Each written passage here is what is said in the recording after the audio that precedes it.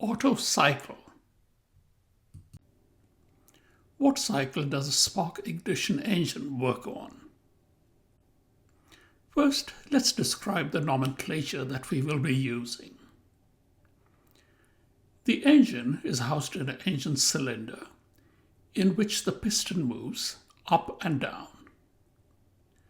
There's an intake valve, and when this is open, gases can enter through the intake manifold. There's an exhaust valve, and when this is open, the gases can leave the cylinder. The movement of the piston is connected to a flywheel that rotates. The piston is connected to the flywheel through a connecting rod and a crankshaft. The inner diameter of the cylinder is known as the bore. The lowest position of the piston is known as the bottom dead center, the BDC. The volume of the gas inside the cylinder at this time is Vmax. When the piston moves up, the highest position it reaches is known as the top dead center, TDC. The gas volume is now minimum, Vmin. The distance between the top dead center and the bottom dead center is known as the stroke of the engine. The displacement volume, delta V, is the difference between Vmax and Vmin. The compression ratio, R, is the ratio of Vmax to Vmin. In a four-stroke cycle, the first stroke is known as the intake stroke. The piston starts at the top dead center, and the intake valve opens. As the piston moves down, it draws an air-fuel mixture into the cylinder. The second stroke is the compression stroke. Now both valves are closed, and as the piston moves up, it compresses the air-fuel mixture. Just before the piston reaches the top dead center, the spark plug strikes and it ignites the air-fuel mixture. This leads to the power stroke. The combustion of the air-fuel mixture increases the pressure and temperature, and it forces the piston down. Finally, we have the exhaust stroke. The exhaust valve opens, and as the piston moves up, it pushes the exhaust gas out of the exhaust manifold. We can draw a PV diagram of the cycle. This is known as an indicator diagram. We mark on this first the atmospheric pressure, and we will mark the Vmin and Vmax values. During the intake stroke, the pressure inside the cylinder is just slightly below P atmospheric. Once the piston reaches Vmax, the bottom dead center, the valve closes, and we start compressing it. The pressure increases as the gases are compressed. Once we have ignition, we get a rapid increase of the pressure. This is almost an instantaneous increase of the pressure. Then the combustion ends and the piston starts moving back to the bottom dead center, so the pressure decreases inside that. Finally, when the exhaust valve opens, we get a very rapid decrease of the pressure as the cylinder is open to the outside atmosphere. Then as the piston moves up in the exhaust stroke, the pressure remains constant, just slightly above atmospheric. To calculate the work output from the engine, we can draw a PV diagram that approximates the indicator diagram.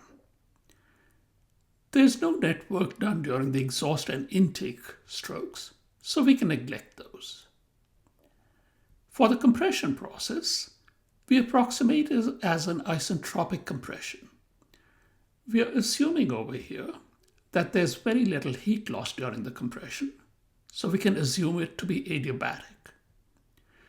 We are assuming the compression to be reversible, So that will give us the minimum amount of work which is required to compress it. We will approximate the ignition as a constant volume heat addition. Because the ignition and the combustion process is very rapid, the piston doesn't move very much during that, so we will approximate the volume as being constant. The power stroke we will approximate as an isentropic expansion.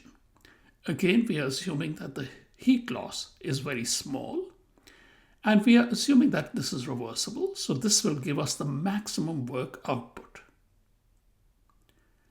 The exhaust process we are simply going to approximate as a constant volume heat rejection.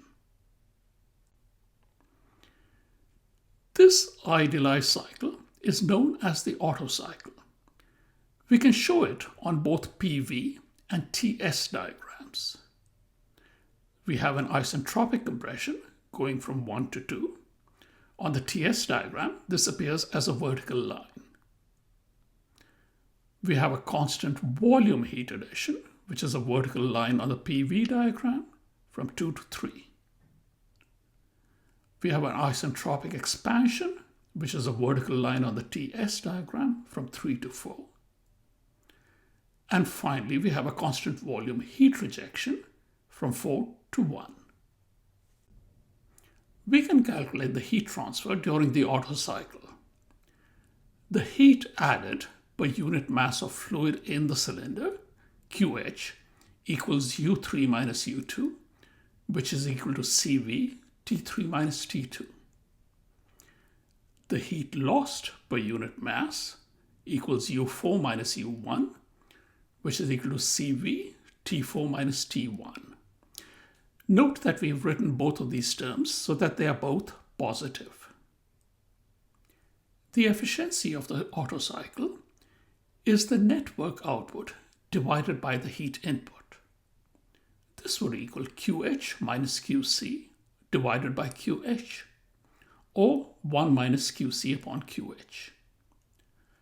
In terms of the temperatures, the efficiency would be 1 minus T4 minus T1 divided by T3 minus T2. The problem is, we don't know what these temperatures are. What we do know are the volumes, Vmax and Vmin, because these depend on the size of the cylinder. We therefore have to find a relationship between these temperatures and the volumes. To relate T and V, we can make use of the fact that the process 1,2 is isentropic. Therefore, T1 upon T2 is equal to V2 upon V1 to the power gamma minus 1, where gamma is the specific heat ratio, Cp by Cv. Now V1 is equal to V4 and V2 is equal to V3 because those are constant volume processes. So we can write T1 by T2 as equaling V3 divided by V4 to the power gamma minus 1. Now process 3 to 4 is also isentropic. So therefore, T1 upon T2 equals T4 divided by T3, or T4 divided by T1 equals T3 divided by T2. So we now have a relationship between the temperatures, that T4 upon T1 equals T3 upon T2. The efficiency, we had said, was 1 minus T4 minus T1 divided by T3 minus T2. We can write that as 1 minus T1 times T4 divided by T1 minus 1 divided by T2 into T3 upon T2 minus 1. Now T4 upon T1 is equal to T3 upon T2, which means these two terms in brackets cancel out. We therefore have a very simple expression for the efficiency. It's 1 minus T1 divided by T2. Now 1 to 2 is an isentropic compression process. So we can write the efficiency as 1 minus V2 upon V1 to the power gamma minus 1. Now V2 is the minimum volume, V min. V1 is the maximum volume, V max. So the efficiency of the Otto cycle can be given in terms of the minimum and maximum volumes. 1 minus V min upon V max to the power gamma minus 1. And this is 1 minus 1 upon R to the power gamma minus 1, where R is the compression ratio. The compression ratio, R, was defined as V max divided by V min. So the efficiency of the Otto cycle equals 1 minus 1 upon R to the power gamma minus 1. Now, if we assume the value of gamma as being equal to that of air, we can plot the efficiency as a function of the compression ratio. The efficiency first increases very rapidly with the compression ratio and then more slowly. We cannot keep increasing the compression ratio in an engine without any limits. What limits us is a process known as knock. When we compress the air-fuel mixture in the cylinder, its temperature and pressure rises. And if the compression ratio is very large, the temperature rises to such a level that the air-fuel mixture detonates by itself, even before the spark plug has gone off. Now this leads to a noise in the engine, which is why it is known as knock, but it can also seriously damage the piston. So knock occurs at high compression ratio, and practically the typical compression ratio in a spark ignition engine varies between 8 and 10. To summarize, the Otto cycle is used by spark ignition engines. Engine efficiency increases with compression ratio. The maximum compression ratio is limited by the onset of knock.